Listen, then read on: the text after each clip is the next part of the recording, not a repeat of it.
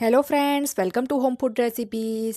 આજે આપણે બનાવીશું લંચ કે ડિનરમાં ઝટપટથી બનાવીને સર્વ કરી શકાય એવો ટેસ્ટી મટર પનીર પુલાવ, જેને આપણે ફક્ત 10 જ મિનિટમાં કુકરમાં બનાવીશું. તમે જોઈ જ શકો છો કે ચોખાનો એક એક દાણો અહીંયા છૂટો છૂટો છે. એકદમ પરફેક્ટ માપથી આ પુલાવ આપણે બનાવીશું, જેને તમે કઢી કે પછી રાયતા સાથે સર્વ કરી શકો છો. ખાવામાં આ પુલાવ એટલો ટેસ્ટી લાગે છે કે તમે રેસ્ટોરન્ટનો પુલાવ પણ ભૂલી જશો. તો ચલો ફટાફટ કુકરમાં આ પુલાવ કેવી રીતે બનાવવો એ જોઈ લઈએ. તો પુલાવ માટે સૌથી પહેલાં આપણે ચોખા ધોવાના છે. તો એ માટે અહીંયા 1 કપ જેટલા મેં ચોખા લીધા છે. તો એની અંદર આપણે થોડું પાણી ઉમેરીને એને એક વખત ધોઈ લઈશું. આ ચોખાને આપણે પલાળીને નથી રાખવાના, બસ અહીંયા 1-2 વખત પાણી બદલીને એને ધોઈ લેવાના છે. તો સાફ પાણીથી 2-3 વખત મેં એને ધોઈ લીધા છે. હવે આપણે એમાં પીવાનું ચોખ્ખું પાણી ઉમેરીશું અને જ્યાં સુધી આપણે આગળની પ્રોસેસ કરીએ ત્યાં સુધી એને સાઈડ પર રહેવા દઈશું. હવે ગેસ ઉપર એક કુકરમાં આપણે 1 ટેબલસ્પૂન તેલ ઉમેરીશું.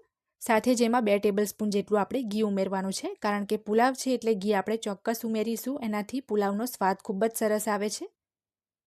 હવે એની અંદર આપણે ખડા મસાલા ઉમેરવાના છે.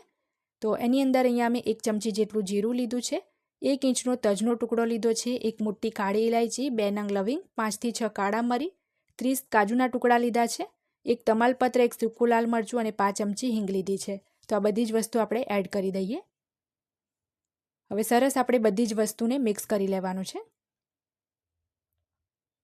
હવે આની અંદર આપણે 1 ટેબલસ્પૂન જેટલી ફ્રેશ આદુ, લસણ અને લીલા મરચાંની પેસ્ટ ઉમેરીશું. હવે બરાબર મિક્સ કરીને આપણે આ પેસ્ટને ધીમા તાપે 1 મિનિટ સાંતળી લઈએ, જેથી જે પેસ્ટમાં કચાશ હોય એ નીકળી જાય. તો 1 મિનિટ પેસ્ટ સાંતળ્યા પછી હવે આપણે એની અંદર 1 મીડિયમ સાઇઝનો બારીક કાપેલો કાંદો ઉમેરીશું અને આ કાંદાને બસ આપણે થોડો સોફ્ટ થાય ત્યાં સુધી સાંતળવાનો છે, વધારે પડતો બ્રાઉન નથી કરવાનો. તો અહીંયા કાંદાને બસ 2 મિનિટ માટે થોડો સોફ્ટ થાય ત્યાં સુધી મેં સાંતળ્યો છે. એ પછી એમાં અડધો કપ ફ્રેશ વટાણા ઉમેર્યા છે. મટર પનીર પુલાવ છે એટલે વટાણા અને પનીરની ક્વોન્ટિટી સારી એવી રાખીશું. હવે એમાં આપણે 200 ગ્રામ જેટલું ફ્રાય કરેલું પનીર ઉમેરીશું. પનીર તમે અહીંયા 100 થી 150 ગ્રામ સુધી પણ લઈ શકો છો. મેં થોડું વધારે લીધું છે. પનીરના નાના નાના ટુકડા કરીને નોનસ્ટિક પેનમાં 1 ટેબલસ્પૂન તેલ લઈને ધીમા તાપે ફેરવીને તળી લીધું હતું. જે ચોખા આપણે પાણીમાં રાખ્યા હતા એને પણ આપણે પાણી નિતારીને એડ કરી દેવાનું છે. મીઠું સ્વાદ મુજબ ઉમેરીશું. આટલી ક્વોન્ટિટીમાં 1/2 ચમચીથી 1.5 ચમચી જેટલું મીઠું લાગી જશે. 1 ટેબલસ્પૂન ધાણા જીરું પાવડર ઉમેરીશું. 1 ટેબલસ્પૂન આપણે એમાં કિચન કિંગ મસાલો ઉમેરીશું. હવે સરસ એને આપણે મિક્સ કરી લેવાનું છે. તમે ચાહો તો આની અંદર હળદર પણ એડ કરી શકો છો, પણ હળદરથી યલો કલર આવી જશે પુલાવનો અને અહીંયા મને વ્હાઇટ જ કલર જોઈએ છે એટલે આમાં મેં હળદર કે પછી કાશ્મીરી લાલ મરચું નથી એડ કર્યું. તમારે ઉમેરવું હોય તો તમે ઉમેરી શકો છો. તો બરાબર મિક્સ કરી લીધા પછી આપણે એની અંદર 2 કપ જેટલું 500 ml જેટલું પાણી ઉમેરીશું. 1 કપ આપણે ચોખા લીધા હતા તો એની સામે એ જ કપથી માપીને 2 કપ આપણે પાણી ઉમેરવાનું છે. અડધો લીટર આપણે એમાં પાણી એડ કર્યું છે. જો તમે આનાથી વધારે પાણી ઉમેરી દેશો તો તમારા પુલાવના જે ચોખા છે તૂટી જશે. તો બરાબર મિક્સ કરીને આપણે આની અંદર હવે સારી સુગંધ લાવવા માટે એસેન્સ પણ ઉમેરીશું. તો અહીંયા હું કાશ્મીરી કેસર એસેન્સ ઉમેરું છું. બસ 5 થી 6 ટીપા જેટલું જ એડ કરવાનું છે. જો તમારી પાસે કેવડા એસેન્સ હોય તો એ પણ એડ કરી શકો છો અને કોઈ પણ એસેન્સ ના હોય તો 1 ચમચી આમાં ગુલાબજળ પણ ઉમેરી શકાય છે. 1 ટેબલસ્પૂન એમાં મેં સૂકી દ્રાક્ષ પણ ઉમેરી દીધી છે. હવે બરાબર એને આપણે મિક્સ કરી લઈએ અને ઢાંકીને આપણે 2 સીટી મીડિયમ ફ્લેમ પર લગાવીને બાફી લેવાનું છે. એ પછી આપણે 2 સીટી થાય એટલે કુકરને એની જાતે જ થોડું ઠંડુ થવા દેવાનું છે, પછી જ ખોલીશું.